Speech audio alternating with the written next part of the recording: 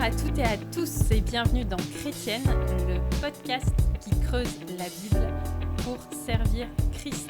Je suis Aurélie Bricot et je suis ravie de vous accueillir en compagnie de ma super co-animatrice et amie chère et tendre Angie Velasquez Danton. Comment est-ce que ça va, Angie?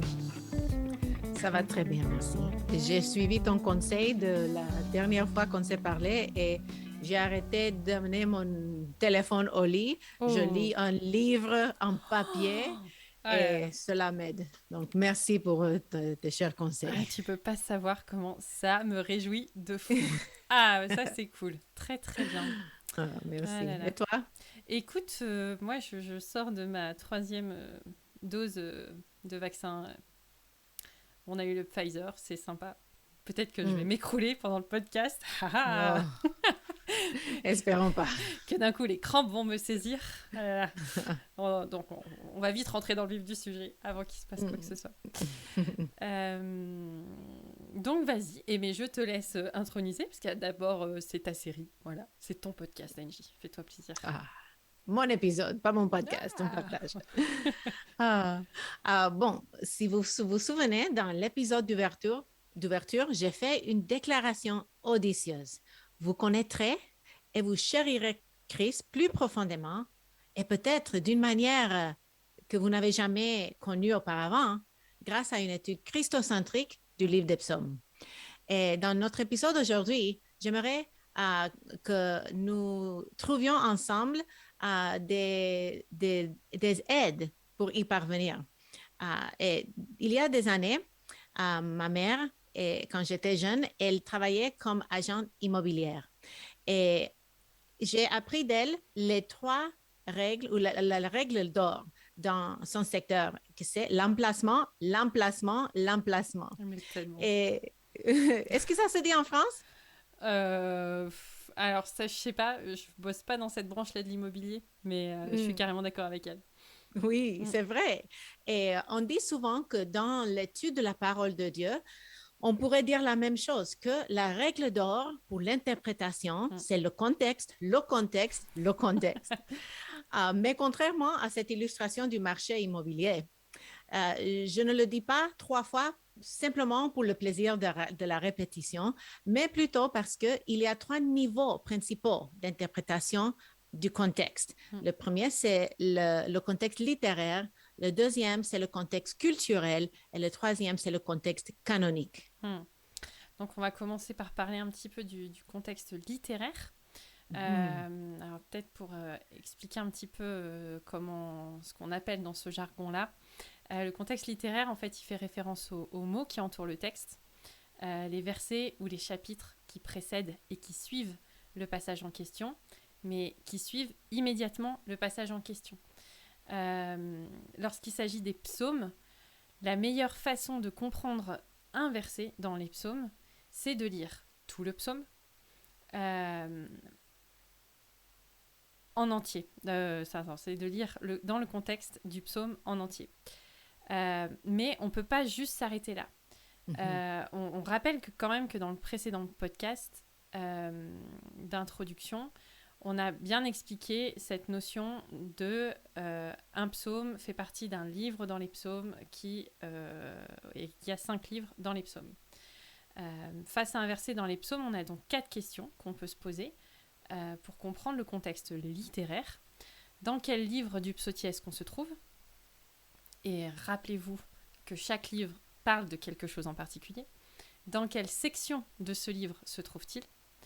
Fait-il partie d'une structure chiastique dans ce livre ou pas ? Et là, si vous vous dites, mais elle me parle chinois, j'y comprends rien, retournez au podcast d'avant. On a expliqué tout ça. Et enfin, la 4e question, c'est pourquoi est-ce qu'il a été placé à cet endroit ? Alors, c'est pas toujours facile de découvrir par soi-même. C'est là qu'une bible d'études peut être un bon moyen pour pas trop s'écarter. D'autres outils sont disponibles, on vous partagera dans les commentaires un petit peu tout ça, mais peut-être la question simple, Angie, c'est de se dire il y a rien de profondément caché dans un texte. Et il faut pas non plus chercher à aller trop loin dans nos idées. Il n'y a pas de devinette, en fait. Voilà, c'est ça. Tout à fait. Et merci. Si le contexte littéraire dont tu viens de parler parle du mot autour du texte, le contexte culturel parle du monde autour du texte. Et si nous voulons comprendre le psaume 23, il faut que nous connaissions un peu par rapport aux bergers, comment était leur monde. Et moi, je suis urbaine. Moi, je ne connais pas beaucoup de bergers. Ah ouais? Je ne sais pas pour toi. Ou puis, nous habitons dans des maisons, dans des appartements. Nous n'avons pas un roi. La plupart de nous n'habitons pas dans des cités emmuraillées. Donc, nous peut-être savons pas comment est-ce que c'est une forteresse. Qu'est-ce que c'est un refuge?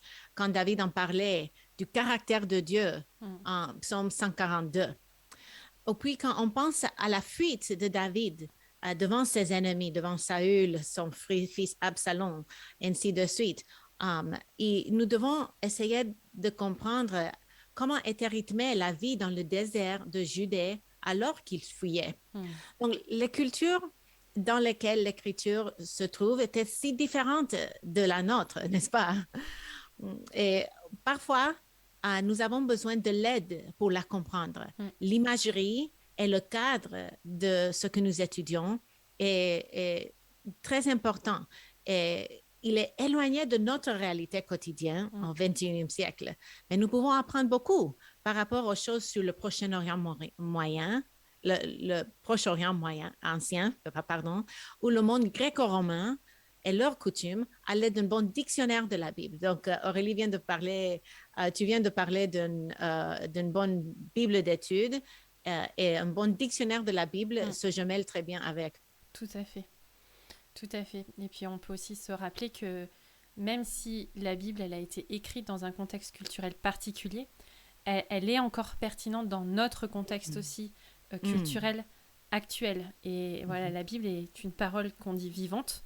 Et même si elle ne change pas, les vérités restent quand même concrètes pour nous aujourd'hui. Tout à fait. Le troisième volet que tu as souligné au début, ça concerne le contexte canonique. On pourrait dire que le contexte canonique est divisé en fait en deux catégories. Et la première peut se comprendre dans le fait que les écritures que l'auteur cite ou auxquelles il fait allusion sont utilisées afin de planter finalement un petit peu le décor de la situation actuelle. L'alliance entre Dieu et son peuple contient une histoire. Et ça, parfois, c'est quelque chose un petit peu qu'on n'a pas forcément en tête. On parle de cette alliance passée, présente et future. Et la Bible est un peu comme un grand traité d'alliance qui parle de cette grande histoire. Par exemple, l'avènement par la naissance d'Israël en tant que nation, qui se trouve en Exode, se retrouve aussi explicitement dans les psaumes 78, 105, 114 et d'autres. Dans le livre des psaumes, on trouve aussi beaucoup de références à cette alliance. Par exemple, le psaume 34, versets 6 à 8, qui dit « Quand on tourne vers lui les regards, on est rayonnant de joie et le visage ne se couvre pas de honte. Quand un malheureux crie, l'Éternel entend et il le sauve de toutes ses détresses. L'ange de l'Éternel campe autour de ceux qui le craignent et il les arrache au danger. » Dans ce passage, on a clairement, par exemple, le visage rayonnant de joie qui fait référence au visage de Moïse et le voile qu'il portait à la sortie de la tente d'assignation. Ce passage se trouve dans Exode 34. À la lumière de ce qu'on a mentionné au sujet de l'Exode, ce qui nous vient à l'esprit, quand on tourne vers lui les regards, on est rayonnant de joie. On voit ce visage-là de Moïse. Et en fait, c'est ça qu'il faut aussi se rappeler de ce contexte de qu'est-ce que Moïse vivait à ce moment-là. Donc, qu'est-ce que le psalmiste est en train de nous dire? Donc, c'est-à-dire que c'est pas juste, je vais dire un truc débile, mais je lis ma Bible pendant 5 minutes et pouf, ça y est, j'ai la banane, quoi. Moïse avait une profonde relation avec l'Éternel. C'est lui qui avait accès, dans la tente, à une présence particulière de Dieu. Et c'est cette intimité-là, régulière qui a généré ça. Et je pense que c'est important de se rappeler aussi cette notion-là. Il est aussi question, souvent dans les psaumes, de l'alliance davidique. Et quand on parle du contexte canonique, il faut aussi avoir ça en tête. Dans 2 Samuel 7, l'Éternel fait alliance avec David et il dit ceci. « Quand tes jours seront accomplis et que tu seras couché avec tes pères, j'élèverai ta postérité après toi, celui qui sera sorti de tes entrailles, et j'affermirai son règne. Ce sera lui qui bâtira une maison à mon nom, et j'affermirai pour toujours le trône de son royaume. Je serai pour lui un père, et il sera pour moi un fils. S'il fait le mal, je le châtierai avec la verge des hommes et avec les coups des enfants des hommes. Mais ma grâce ne se retirera point de lui comme je l'ai retirée de Saül, que j'ai rejeté devant toi. Ta maison et ton règne seront pour toujours assurés, ton trône sera pour toujours affermi. » Et David comprenait que cette promesse, elle serait donc partiellement accomplie par son fils Salomon, qui construirait lui le temple. Mais il savait aussi qu'un accomplissement encore plus lointain l'attendait, dans lequel un des descendants siégerait sur son trône éternellement. L'ensemble du psautier doit donc être compris à la lumière de cette promesse d'un roi et d'un royaume futur éternel. Et finalement, il y a vraiment ces 3 dimensions, le passé, le présent, le futur, qu'il faut intégrer et bien mélanger pour s'arrêter à une bonne lecture contextuelle.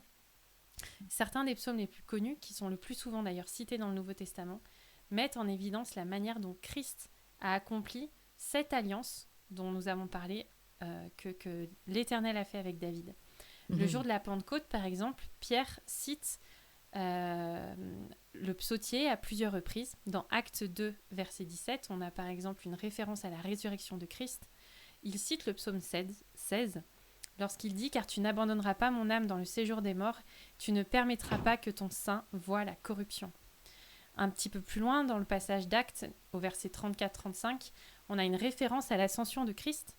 Pierre cite ici le psaume 110 quand il dit « Car David n'est point monté au ciel, mais il dit lui-même « Le Seigneur a dit à mon Seigneur, assieds-toi à ma droite, jusqu'à ce que je fasse de tes ennemis ton marchepied. » Les compositeurs des psaumes regardaient donc en arrière, vers les promesses que Dieu avait annoncées à David.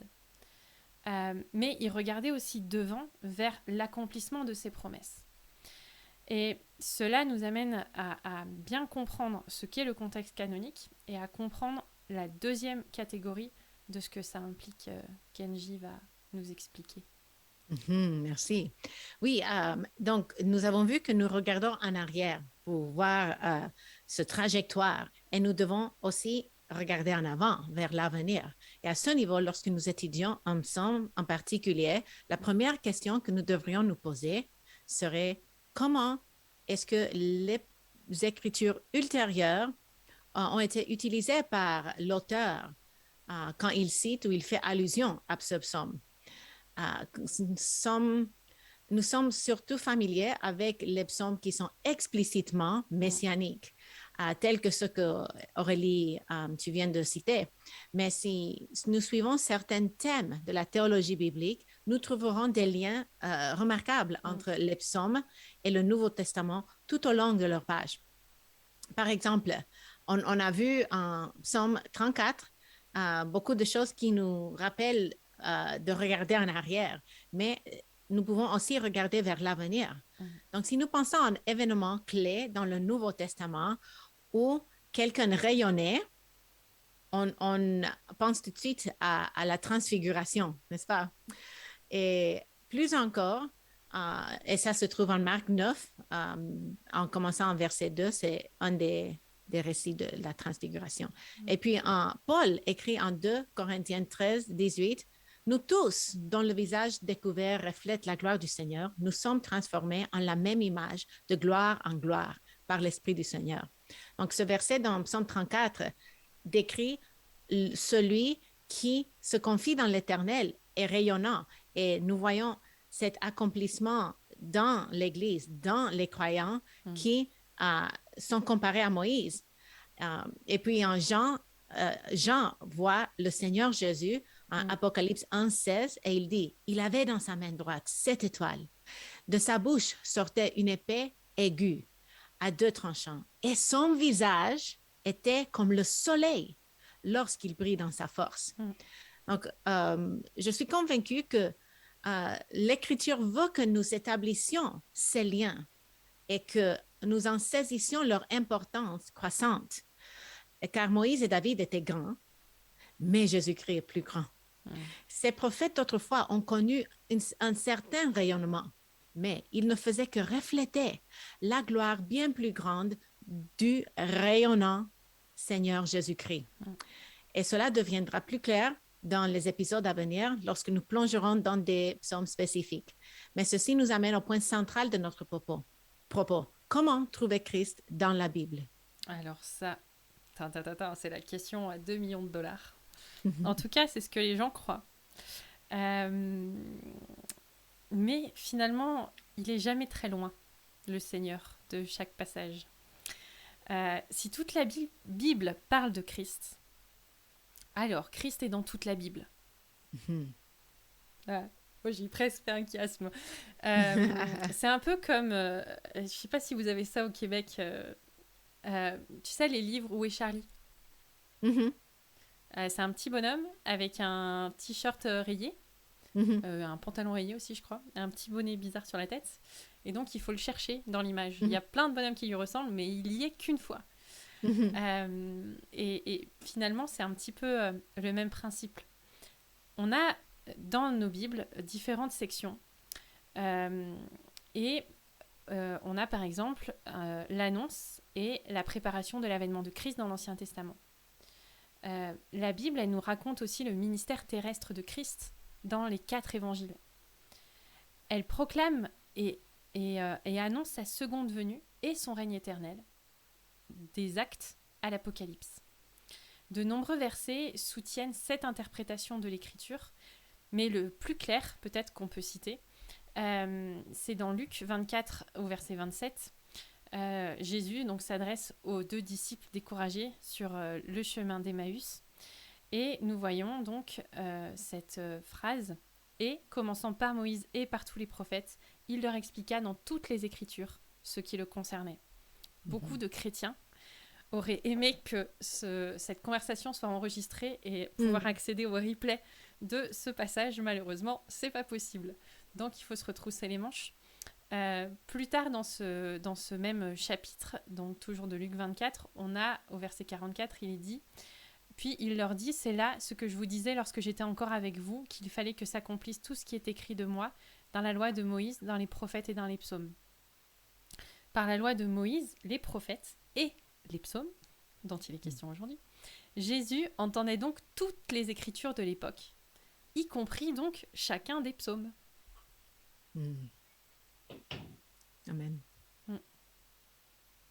Oui, et tu sais, j'ai étudié les psaumes pendant des années et l'Ancien Testament, et je n'avais pas saisi cette réalité parce qu'on ne me l'avait pas appris. Et quand je me suis mariée, une des questions que Diane m'a aidé à comprendre, c'était cette façon d'interpréter la Bible de façon christocentrique. Et je remercie le Seigneur qu'après beaucoup de conversations avec lui, nous, les 2 Bible nerds passionnés pour la Bible, et avec des cours de Simeon Trust et d'autres cours de prédication et d'autres cours théologiques, j'ai appris à vraiment saisir l'importance d'aller à la recherche de Christ, parce que la croix et la résurrection de Jésus est le centre de la révélation divine. Et nous voulons la trouver à travers toute l'Écriture. On peut peut-être aussi parler de la typologie. Oui, tout à fait. D'abord, je voudrais la définir parce que c'est un mot peut-être qu'on n'en emploie pas tous les jours. Et F.F. Bruce, un théologien britannique, a dit qu'une manière de présenter la typologie, c'est une manière de présenter l'histoire biblique du salut de telle sorte que certaines de ces phrases antérieures soient considérées comme des anticipations des choses ultérieures, ou certaines phases ultérieures comme la récapitulation ou l'accomplissement d'une phase antérieure. Et c'est important quand même de faire la distinction entre la typologie et l'allégorie. L'allégorie est une manière d'interpréter l'écriture afin d'y trouver un sens parallèle caché au symbolique. Et on en parlait de cela tantôt quand tu disais que Dieu ne se cache pas. Et l'allégorie parfois souvent sort la signification de l'intention de l'auteur. Donc, tout au long de l'histoire, certains érudits ont relu dans la Bible des significations que l'auteur n'avait pas envisagées. Et ces allégories ont souvent été utilisées pour prendre un raccourci de l'Ancien Testament directement vers Jésus-Christ, en sautant l'étape essentielle du contexte. Et ces érudits avaient de bonnes intentions. Ils aimaient Jésus-Christ et ils voulaient l'honorer et le trouver à tout prix. Mais, ce faisant, malheureusement, ils ont parfois sorti la parole de Dieu de son contexte et ont rendu un mauvais service à leur auditoire en proposant une manière défectueuse de traiter l'écriture. Ouais. Il y a sur le site de toutpoursagloire.com, super blog qu'on vous recommande à fond, Raphaël Charrier a écrit un article qu'on mettra en commentaire sur justement le fait que l'interprétation allégorique est à bannir. Bref, j'ai eu une super conversation avec lui à ce sujet-là. On a par exemple un exemple assez fun dans le Cantique des Cantiques, par exemple. Beaucoup étaient un petit peu mal à l'aise à l'idée qu'un livre biblique se concentre sur l'amour conjugal et la sexualité. Et du coup, ça a amené un petit peu des interprétations allégoriques assez fun. On enseignait qu'il s'agissait, par exemple, d'une allégorie sur Christ et son amour pour son épouse et l'Église. Chaque grenade et chaque pomme mentionnée pouvait faire référence à la beauté du corps d'une femme, mais plutôt, enfin, pas à la beauté du corps d'une femme, du coup, mais plutôt à des aspects de la vie chrétienne. Alors, c'est vrai que dans la Bible, le mariage est souvent une image utilisée pour parler du lien uni avec du lien qui unit Christ avec son Église. Mais restons sur le sens premier, parce que bien souvent, quand il est question de faire un lien entre quelque chose et une image, en général, le texte est assez clair. C'est-à-dire qu'on a des passages du style « Le royaume de Dieu est semblable à… » Voilà.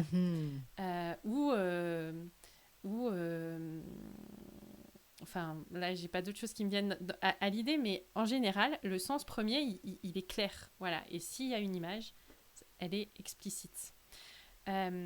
Donc, il faut faire une différence entre la typologie et l'allégorie. Et c'est important de parler de la typologie quand on parle des psaumes, parce que la typologie, elle a été voulue par les auteurs de l'écriture et elle est particulièrement présente dans le livre des psaumes. Dans l'Ancien Testament, Dieu a introduit des personnes, des événements, des institutions pour amener Israël à comprendre ce qu'était le salut. Et au fil du temps, ces types ont été répétés et souvent améliorés. C'est ce qu'on appelle, dans notre jargon, une escalade. Christ, lui-même, est devenu l'accomplissement de tous les types antérieurs. C'est-à-dire que c'est la dernière marche de l'escalier.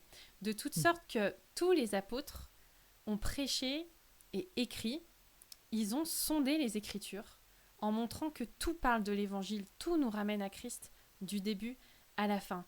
Et c'est important d'avoir ce regard un peu enveloppant de l'Écriture et d'avoir cette vision de la grande histoire. Voilà, la Bible, elle veut dire quelque chose.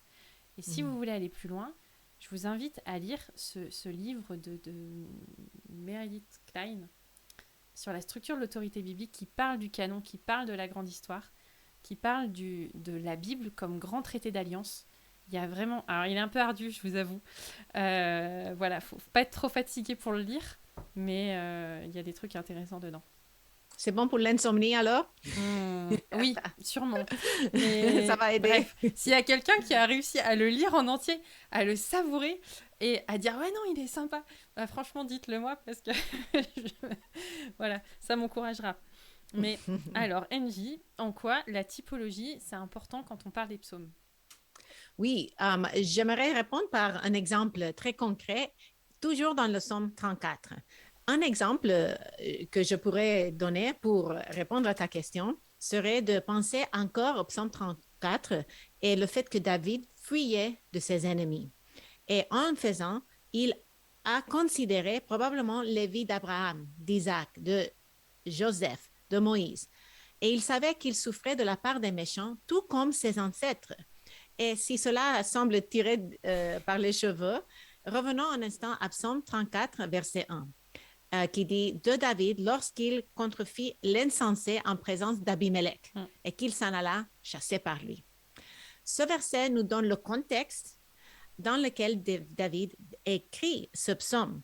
C'est assez clair. Le récit se trouve en 1 Samuel, chapitre 21. Mais si vous tournez dans vos Bibles à ce passage et vous le lisez en entier, vous découvrirez que le roi dont parle 1 Samuel 21 ne s'appelait pas Abimelech. Le roi de Gath en question s'appelait Akish. C'est un peu étrange, mais nous connaissons un autre roi dans l'Ancien Testament qui s'appelait Abimelech. Et c'était le roi de Guérar, dans lequel Abraham, et dans le passage avec lequel Abraham et Isaac ont eu cette rencontre en Genèse 20, puis en 26. Et selon Jim Hamilton, qui est prof de théologie biblique au Southern Theological Seminary, David a utilisé un ancien dispositif rabbinique consistant à modifier le nom d'un acteur dans un drame afin d'établir un lien typologique entre les acteurs antérieurs et celui lui-même. Donc, selon Hamilton, il explique que l'utilisation de la typologie par David dans ce verset s'étend au-delà du passé vers l'avenir. Ayant considéré ses ancêtres au milieu de ses souffrances, David a écrit des propos par rapport à ses propres épreuves en estimant qu'il s'agissait d'un motif qui continuerait à se reproduire chez ses descendants et en particulier pour le Messie qui viendrait de sa lignée. Et c'est pourquoi David est appelé un prophète en Acte 2, verset 30. Et lorsque David évoque la trahison d'Achitophel en Psaume 41, Jean 13, verset 18, le cite en l'attribuant à Judas. Donc, c'est souvent les auteurs du Nouveau Testament ont vu de telles idées dans les psaumes, non comme un accomplissement mot par mot d'une prédiction, mais comme l'accomplissement d'un motif récurrent. Et je trouve ça tellement fascinant. Et il est important de comprendre l'utilisation de la typologie dans l'écriture. Et plus on en apprend sur cet outil, plus on sera à mesure de s'en servir régulièrement lorsqu'on lit et étudie la parole. Et lorsque nous passons du temps avec le Seigneur dans nos cultes personnels, ça sera plus riche si nous savons comment employer ces outils. Et je le compare à la typologie, c'est un outil très, très utile, comme un bon couteau de cuisine. Moi, j'aime cuisiner. Et plus mes couteaux sont aiguisés, mieux et plus facilement, je vais couper ma viande, mes légumes et tous mes ingrédients. Et comme ça, je vais encore plus aimer la cuisine à ce moment-là. De même, plus j'apprends à utiliser ces outils d'interprétation, plus ils sont aiguisés par la pratique, plus je vais aimer l'étude de la parole de Dieu. Ce que tu dis, ça me fait aussi penser au fait que parfois, quand on lit des psaumes, peut-être d'imprécation, où David il se met en rogne contre ses ennemis, ça permet aussi de comprendre quels sont les ennemis que Christ a vaincus. Et c'est peut-être une question qu'on peut se poser, parce que Christ n'a tué personne. Christ a vaincu ses ennemis, c'était la mort et le péché. Et c'est ça qu'il a vaincu. Et dans nos vies, nos ennemis, c'est pas des gens qu'on doit combattre. C'est le péché qui règne autour de nous, en fait. Et, par exemple, voilà, c'est une question qu'on peut se poser. En quoi ce verset, ce passage, voilà, en quoi ça concerne Christ.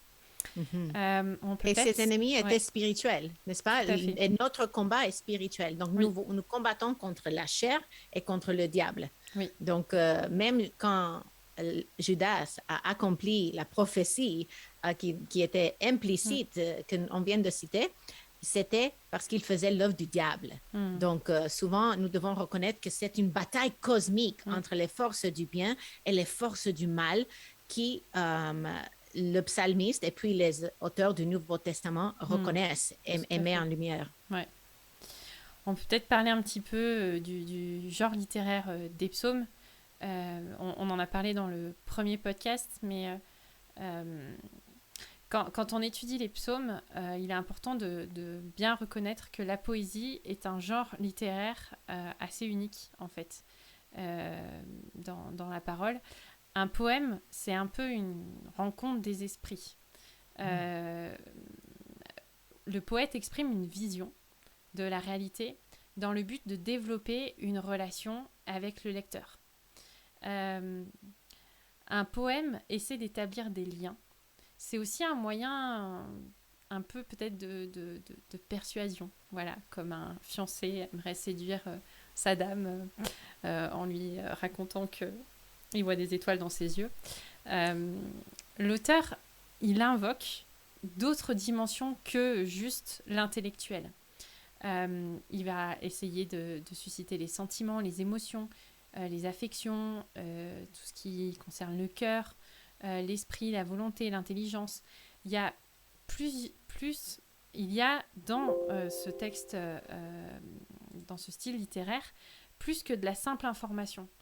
C'est pas juste informatif avec un personnage qui fait ci ou qui fait ça. Il y a un engagement entre l'auteur et le lecteur. Il nous parle et nous invite à raconter nos propres pensées. Nous devons l'écouter non seulement au niveau de l'intellectuel, mais aussi au niveau du cœur. Donc il faut que ça fasse un petit peu l'ascenseur et le moulinage. Et finalement, l'auteur, il nous invite un peu à nous mettre à sa place, à prendre un peu sa chemise, pour qu'on arrive à sentir ce que lui, il sent. Et tout ça pour nous inviter à être dans une adoration à Dieu. La première question qu'on peut aussi peut-être se poser, c'est pourquoi ? Qu'est-ce qui a poussé l'auteur ? Qu'est-ce qu'il a vécu pour être autant inspiré à composer ce poème ? Pourquoi est-ce qu'il s'est exprimé de cette façon ? Quelles sont les émotions qu'il transmet et du coup, qu'est-ce qu'il cherche à éveiller chez nous ? Qu'est-ce qui fait qu'aujourd'hui, en 2021-22, on sera en 22 quand le podcast il va sortir, qu'est-ce qui fait que le psaume qui a été écrit il y a des centaines et des centaines d'années, il me parle encore à moi aujourd'hui ? C'est parce que il parle d'une émotion que je connais. Quels sont les principaux repères structurels qui nous indiquent où l'auteur veut nous amener ? Il nous prend là où on est pour nous amener quelque part. Et c'est ça le principe d'un poème, en fait. C'est qu'il nous parle de ce qu'on vit pour nous dire, voilà, il y a autre chose après tout ça. Est-ce qu'il y a des indices géographiques qui sont là pour nous parler de quelque chose, des changements dans le temps, des changements dans la personne qui parle, des changements dans la personne à qui est-ce qui s'adresse, des pauses. C'est vrai que des fois, dans les psaumes, on a un moment où il y a une pause. Et il y a des psaumes où après la pause, ça n'a plus rien à voir. Comme si on était dans un temps de prière du psalmiste et il est là et ça va pas et d'un coup pause et on repart et d'un coup c'est l'adoration, c'est mais oui mais je regarde à toi et je reprends courage. Voilà, il y a plein de choses en fait qui peuvent être examinées. Il faut peut-être prendre le temps juste de s'arrêter et d'essayer de comprendre voilà, quels sont les parallélismes, où est-ce qu'ils veulent nous amener, etc. Oui. Et je pense qu'on a beaucoup creuser aujourd'hui pour nous préparer le terrain pour ce qui est à venir. Donc, nous avons parlé du contexte, des types, des différents dispositifs de la poésie. Et lorsque nous plongerons dans les psaumes 1 à 2, je vous mets l'eau à la bouche si vous voulez aller lire les psaumes 1 et 2, qui sont l'introduction au livre des psaumes. Nous allons découvrir par expérience dans le texte lui-même comment mettre en pratique ce que nous venons de discuter.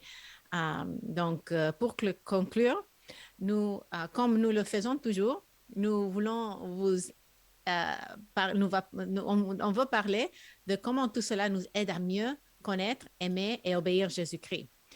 Et d'abord, je vois que notre obéissance au Seigneur est directement liée à notre compréhension de Dieu. Donc, comment pouvons-nous obéir à quelqu'un que nous connaissons à peine? Et si bien que l'obéissance ne suive pas toujours la connaissance, parce que la connaissance peut gonfler d'orgueil, je crois qu'une dévotion humble et sincère à l'étude de la parole de Dieu nous donnera une connaissance plus profonde du Seigneur et nous motivera à marcher plus étroitement sur ces sentiers. Et c'est notre espoir et notre prière pour nous-mêmes et aussi pour celles qui nous écoutent, n'est-ce pas? Et plus spécifiquement, si nous cherchons le Sauveur dans chaque page, dans chaque psaume, nous apprenons à lire les psaumes comme les chants de louange de notre Seigneur Jésus-Christ, ou par les paroles de Christ au Père, ou comme les paroles que Jésus recevait comme louange à lui-même, ou ses paroles de louange. Nous tomberons moins facilement, si nous considérons les psaumes comme ça, nous tomberons moins facilement dans le piège de faire immédiatement que la Bible parle toujours et tourne autour de nous. Et nous pouvons éventuellement arriver à nous poser la question, comment est-ce que cela parle à ma vie? Mais si nous apprenons à prendre le chemin ardueux de passer par ces étapes essentielles de la compréhension du contexte originel, de comprendre la poésie comme genre littéraire, la structure du passage, ainsi de suite, et du livre des psaumes dans lequel se trouve le psaume qu'on étudie. Et ensuite, si nous voyons cela tout à la lumière de Christ, nous grandirons dans notre compréhension du Seigneur Jésus et de sa parole. Et c'est ça qui nous permet de nous enrichir plus dans l'écriture. Après, tu vois, ça me fait penser, être chrétien, c'est être un petit Christ. Et en fait, donc, on suit Christ et on annonce Christ. Et si on veut pouvoir annoncer l'Évangile et suivre Christ, ça veut dire qu'on est capable de comprendre comment ce passage-là, il parle de celui qu'on annonce. Parce que c'est pas nous que nous prêchons, c'est lui que nous prêchons. Amen. Donc Amen. si on a une interprétation ultra égocentrique, en fait, on n'a aucun message d'espoir à apporter aux gens parce qu'on est profondément misérable. Donc voilà ce qu'on voulait vous laisser. Alors la prochaine fois, on va plonger dans un psaume. Plouf. Tu sais déjà quel psaume on va étudier ou pas? Oui, 1 et 2, l'introduction au psaume. Donc voilà, si vous avez envie de vous préparer, commencez à lire vos psaumes et essayez de trouver Christ dans ces 2 premiers psaumes. Et la réponse, il y aura peut-être un lot pour le gagnant. Je sais pas. En tout cas, on vous remercie d'avoir suivi ce podcast. On vous rappelle que vous pouvez liker, commenter, partager. N'hésitez pas à le faire, à suivre aussi ce qui se passe sur toutpoursagloire.com, les articles d'Engie qui publient très régulièrement, beaucoup moi. En tout cas, on vous redit aussi qu'on peut nous écrire à chrétienne-au-singulière@toutpoursagloire.com. Et d'ici là, on se dit à la semaine prochaine, Engie. À la semaine prochaine. Merci, toi aussi. Ciao.